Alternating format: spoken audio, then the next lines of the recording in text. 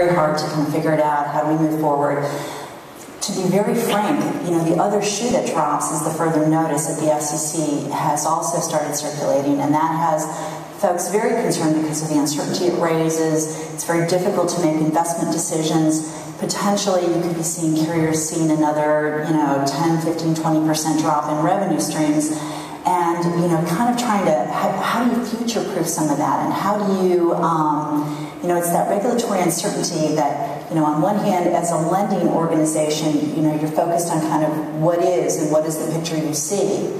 I guess, I'm kind of looking for your words of wisdom on how do we deal with what we don't see or what's around that bend with that uncertainty. Well, I think the key is obviously for folks to have when I say folks, for the FCC and USDA to have a clear understanding of precisely how this is interpreted and how this is seen by the industry so that we understand the concerns.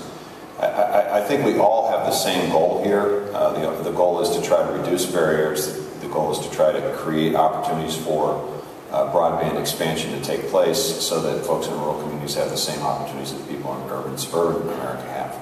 So we all share the same goal, and I think the clearer the communication is, the easier it is for us to get to that goal. So to the degree there's uncertainty, the better that FCC understands why it's uncertain, how it's uncertain, the concerns about uncertainty, then one of two things should happen. Either it speeds up the process so that they can provide some clarity, or it requires them to reformulate the message so that it's clearer and more certain than it is.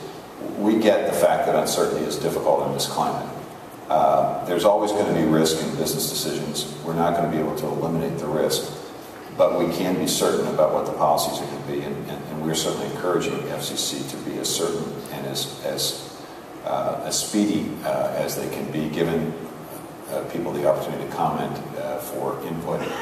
So I would encourage the telecommunications industry to give us a clear understanding of precisely what it is that is concerning and why there is uncertainty so that those items can be specifically addressed by USDA or FCC.